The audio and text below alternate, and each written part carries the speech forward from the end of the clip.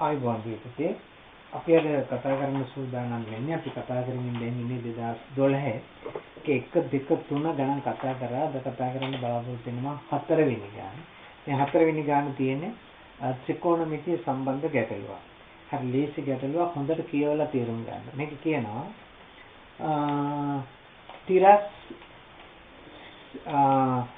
තිරස් සීලිමක පිහිටි A හා B ලක්ෂ දෙකක් හා පොළොව මත පිහිටි C ලක්ෂයක් රූපය දැක්කේ. මේ රූපය දැක්කන්නේ AB කියලා කියන්නේ තිරස් සීලිමක්. වහලේ සීලිම. වහලේ තියෙන තිරස් සීලිම එක තිරස්නේ. ඒ සීලිමේ තියෙන ලක්ෂ දෙකක් තමයි AB කියලා කියන්නේ. ඒ ලක්ෂ දෙකටම හරියටම තිරස් තලයේ පිහිටි පොළොවේ පිහිටි ලක්ෂයක් C.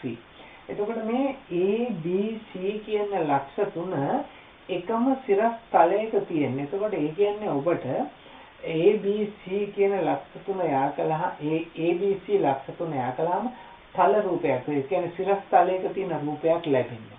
එතකොට කියන පුතේ මෙහෙම ACB කෝණේ අංශක 90යි කියලා තියෙනවා. මේ ACB කෝණේ අංශක 90යි කියලා තියෙනවා.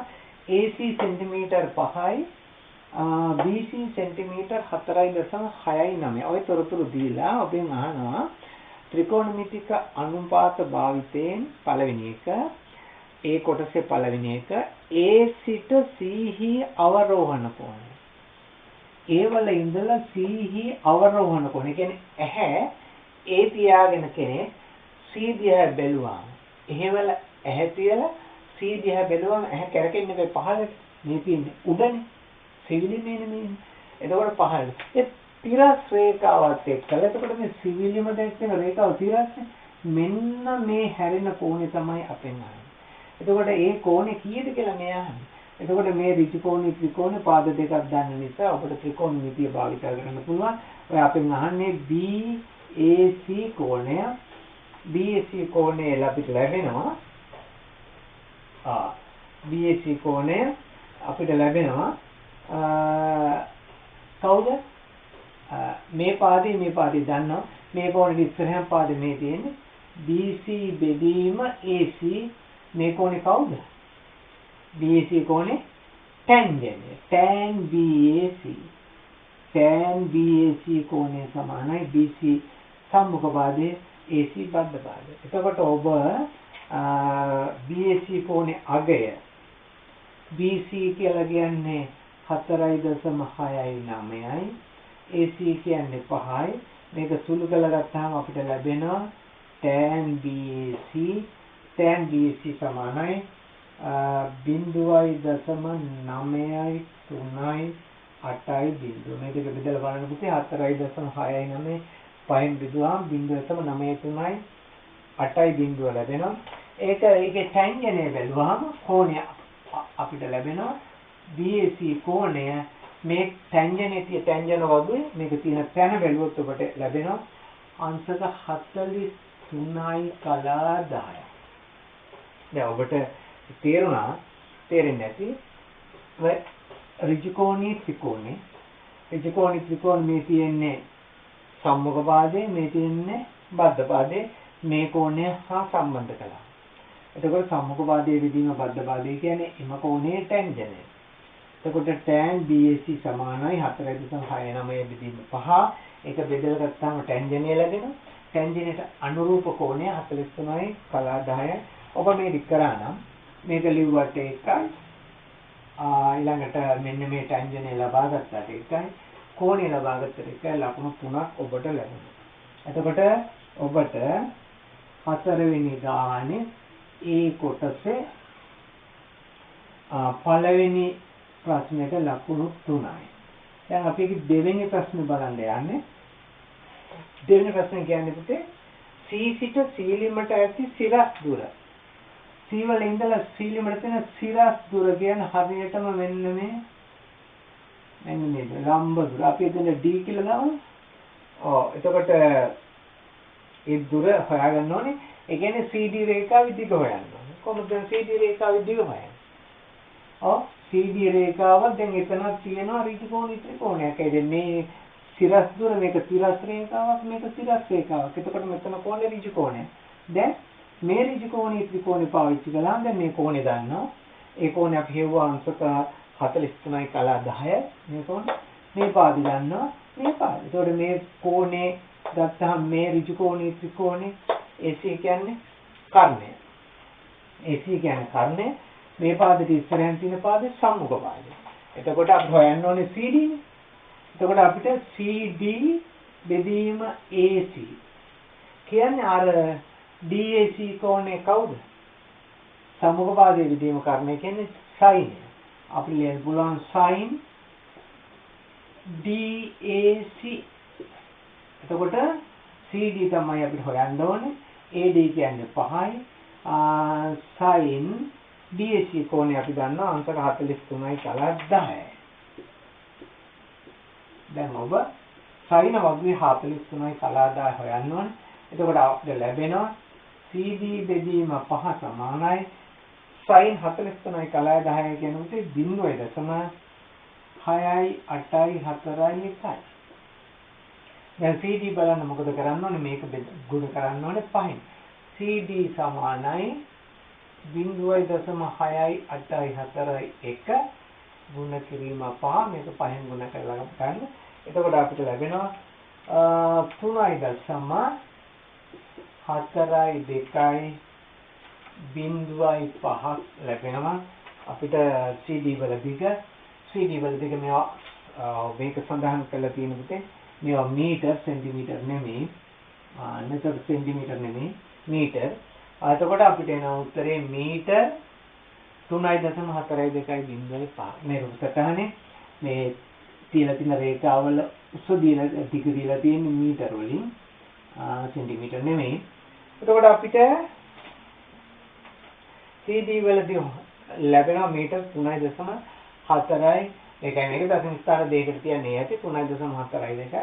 ඔබට එතෙන්ට දීලා තියෙනවා මෙන්න මේ sin සම්බන්ධ ලිව්වට එක ලකුණකුත් ඊළඟට sin ලිව්වට මෙන්න මේක එක ලකුණකුත් උත්තරේ ගත්තට එක ලකුණකුත් ලකුණු 3යි. එතකොට ඔබට ඒකේ දෙවෙනි කොටසට ලකුණු 3ක් ලැබුණා. දැන් ලකුණු 6යි. තව ලකුණු 4ක් තියෙන්නේ B කොටසට.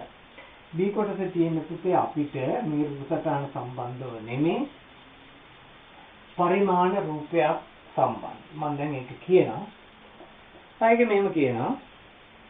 PQR නගර තුන පිහිටා ඇත්තේ P සිට හරි නැගෙනහිරින් කිලෝමීටර් 90ක් දුරින් Q. පිහිටන පරිදි Q සිට අංශක 45ක දිගංශයකින් හා Q සිට කිලෝමීටර් 105ක් දුරින් R. එතකොට දැන් මේ PQR කියන නගර තුන පිහිටලා තියෙන්නේ කොහොමද? Pට හරි නැගෙනහිරින් තමයි Q තියෙන්නේ. එහෙනම් අපි ලකුණු කරමු ඉස්සෙල්ලා අපි P ලකුණු කරා. හරි නැගෙනහිර කියන්නේ මේ. මෙතන ගමු Q. එතකොට දුර කිලෝමීටර් 90යි. ඊළඟට කියනවා Q පිහිටන පරිදි. එතන ඔහොම තමයි Q තියෙන්නේ. ඊළඟට Q සිට අංශක 45ක දිගංශයකින්. දැන් Q වල ඉඳලා දිගංශය අංශක 45. එතකොට මේ පුතේ ඔබ Q වල ඉඳලා දිගංශය කතා කරනවා නම් මෙතන උතුර දැක්වෙන රේඛාව ලකුණු කරගෙන ඉන්න ඉස්සෙල්ලා. මොකද උතුර දැක්වෙන රේඛාවත් එක්ක අංශක 45ක්. ඒ කියන්නේ මෙන්න මේ පැත්ත.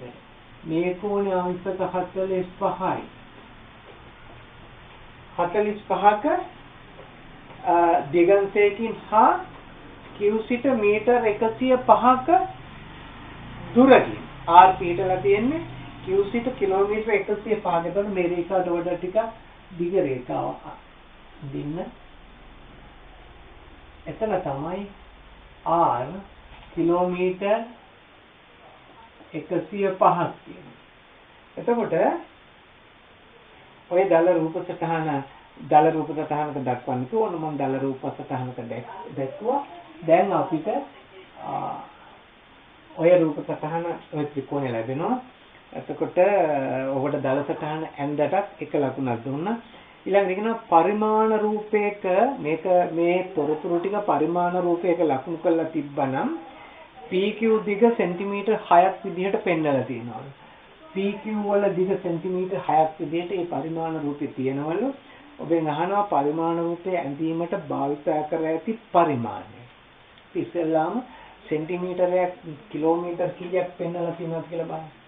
එතකොට සෙන්ටිමීටර් 6 නම් මේ කිලෝමීටර් 90ක් පෙන්වන්න පාවිච්චි කරලා තියෙනවා. එතකොට 6ක් වුණාම 1 සෙන්ටිමීටරයකට අපිට පෙන්වලා තියෙනවා කිලෝමීටර කීයක්ද? 90 බෙදන්න බලන්න 6.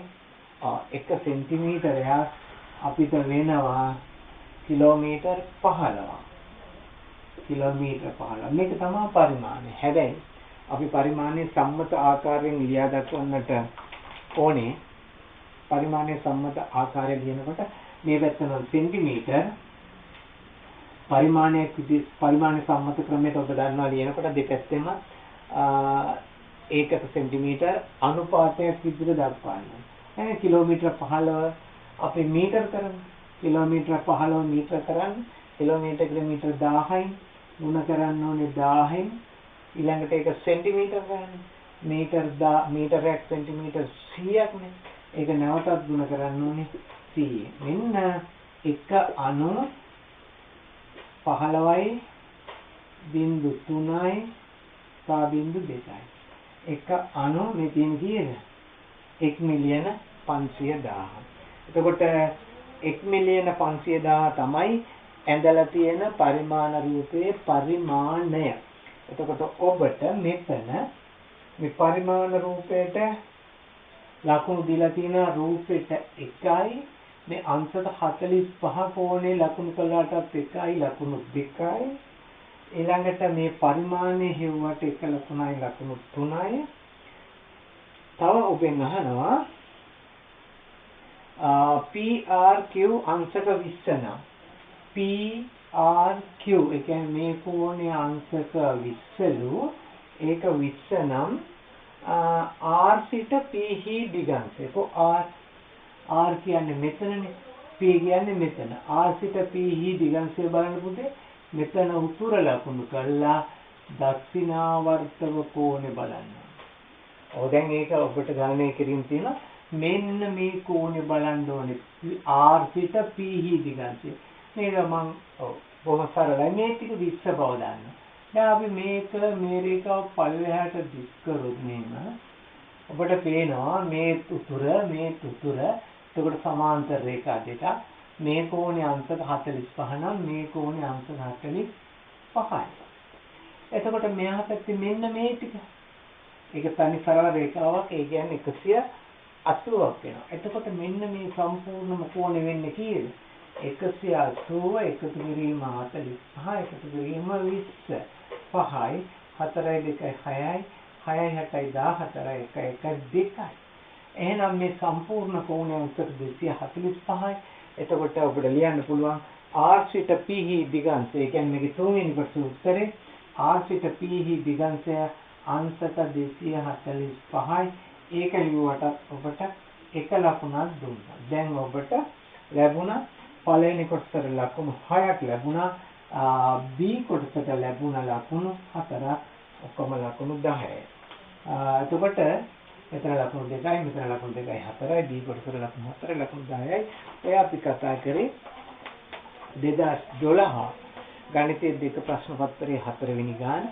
ඒක පරිමාණ රූප කොටසකොත් ත්‍රිකෝණමිතිය කොටසකොත් තිබුණා.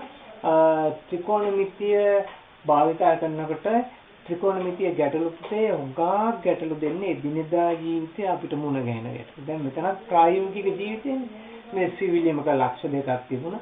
ඒ ලක්ෂ දෙකට සාපේක්ෂව හරියකින් පොළවේ තියෙන ලක්ෂයා ඒ හා සම්බන්ධ කෝණ පාදවල දිග ගැන තමයි ප්‍රශ්න කරන්නේ. ඒ නිසා අපි පුළුවන් තරම් එවැනි ගැටලු හදලා විසඳලා හුරු වෙලා තියෙනවා. ඒ ගැටලුවක ස්වභාවය හඳුනාගෙන ඒකට හුරු වෙලා තියෙන්න ඕනේ.